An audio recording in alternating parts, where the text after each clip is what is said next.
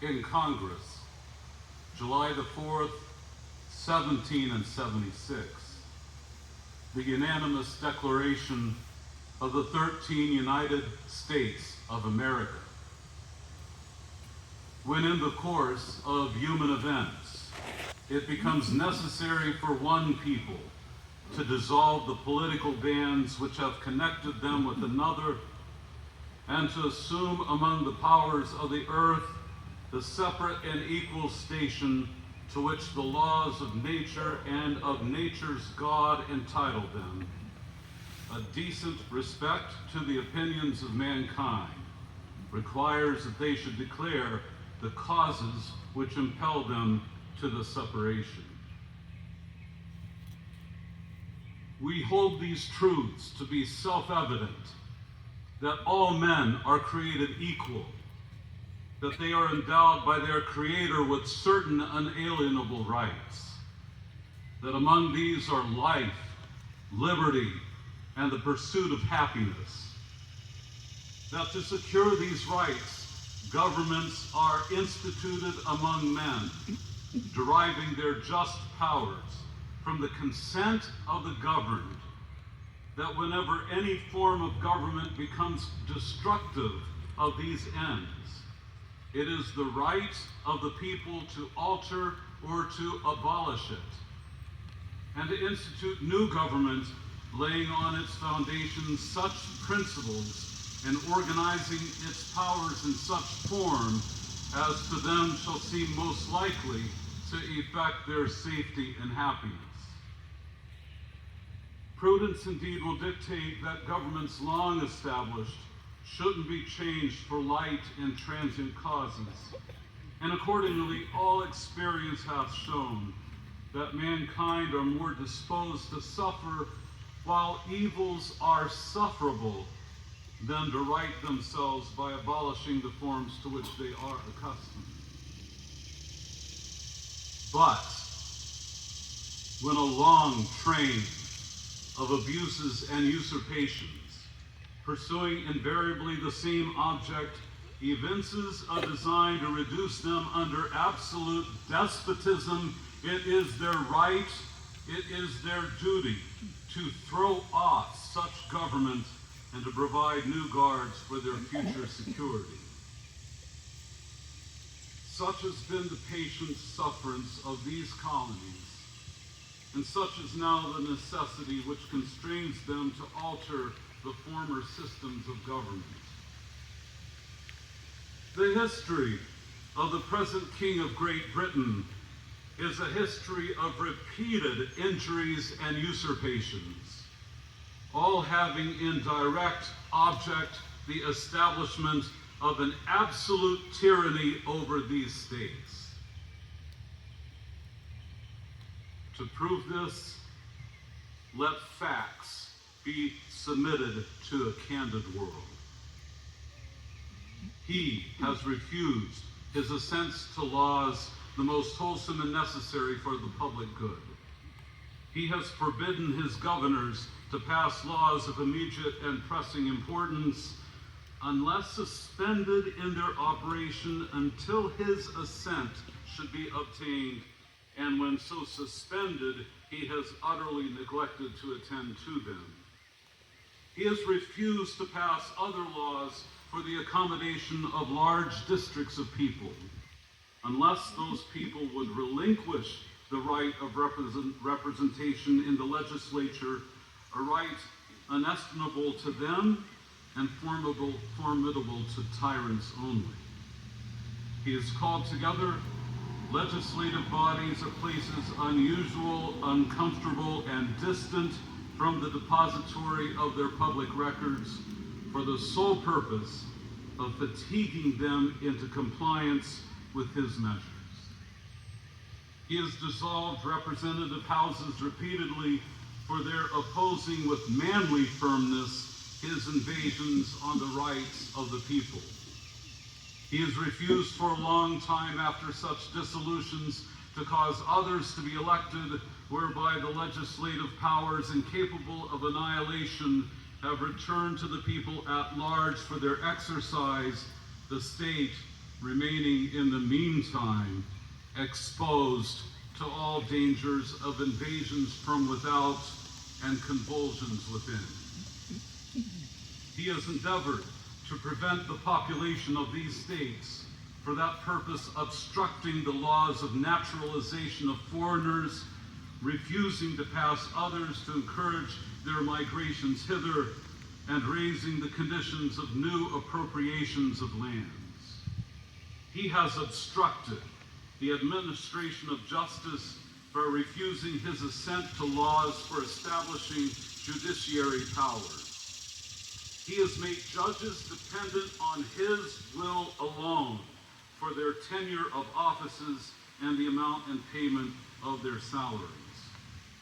He has erected a multitude of new offices and sent swarms hither of officers to harass our peoples and eat out their substance. He's kept among us in times of peace standing armies without the consent of our legislatures. He has affected to render the military independent of and superior to the civil power.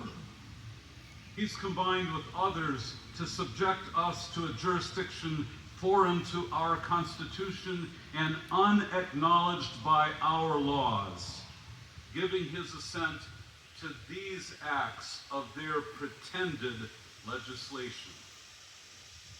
For quartering large bodies of armed troops among us, for protecting them by a mock trial from punishment for any murders which they should commit on the inhabitants of these states, for cutting off our trade with all parts of the world, for depriving us in many cases of the benefits of trial by jury, for transporting us beyond the seas to be tried for pretended offenses, for abolishing the free system of English laws in a neighboring province, establishing therein an arbitrary government and enlarging its boundaries so as to render it at once an example and fit instrument for introducing the same absolute rule into these colonies,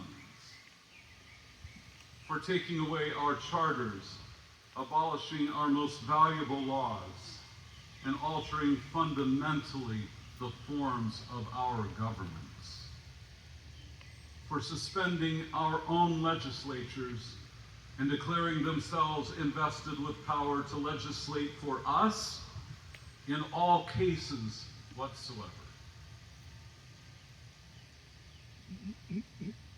He's abdicated government here by declaring us out of his protection and waging war on us.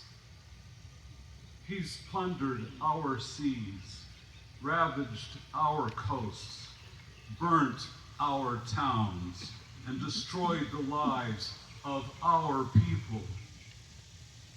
He is at this time transporting large armies of foreign mercenaries to complete the works of death, desolation, and tyranny, already begun with circumstances of cruelty and perfidy scarcely paralleled in the most barbarous ages and totally unworthy of the head of a civilized nation. He's constrained our fellow citizens taken captive on the high seas to bear arms against their own country, to become the executioners of their own friends and brethren, or to fall themselves by their own hands. He has incited domestic insurrections amongst us and has endeavored to bring on the inhabitants of our frontiers the merciless Indian savages whose known rule of warfare is an undistinguished destruction of all ages, sexes, and conditions. In every stage of these oppressions, we have petitioned for redress in the most humble terms, but our repeated petitions have been answered only by repeated injury. a prince, whose character is thus marked by every act which may define a tyrant, is unfit to be the ruler of a free people. Nor have we been wanting in attentions to our British brethren. We have warned them from time to time of attempts by their legislature to extend an unwarrantable jurisdiction over us. We have reminded them of the circumstances of our emigration and settlement here. We've appealed to their native justice and magnanimity, and we have conjured them by the ties of our common kindred to disavow these usurpations which would inevitably corrupt our connections and conversations. They, too, have been deaf to the voice of justice and consanguinity. We must therefore acquiesce in the necessity which denounces our separation, and hold them, as we hold the rest of mankind, enemies in war, in peace, friends.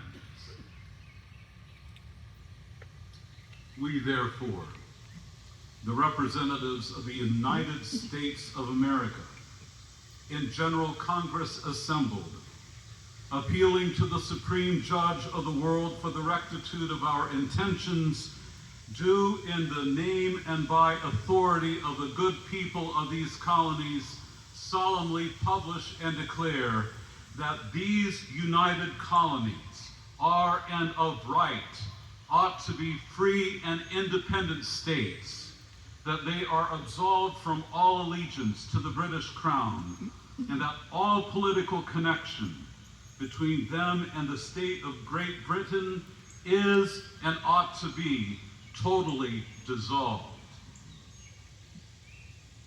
And that as free and independent states, they have full power to levy war, conclude peace, contract alliances, establish commerce, and to do all other acts and things which independent states may of right do. And for the support of this declaration, with a firm reliance on the protection of divine providence, we mutually pledge to each other our lives, our fortunes, and our sacred honor. God save these American states. Yeah.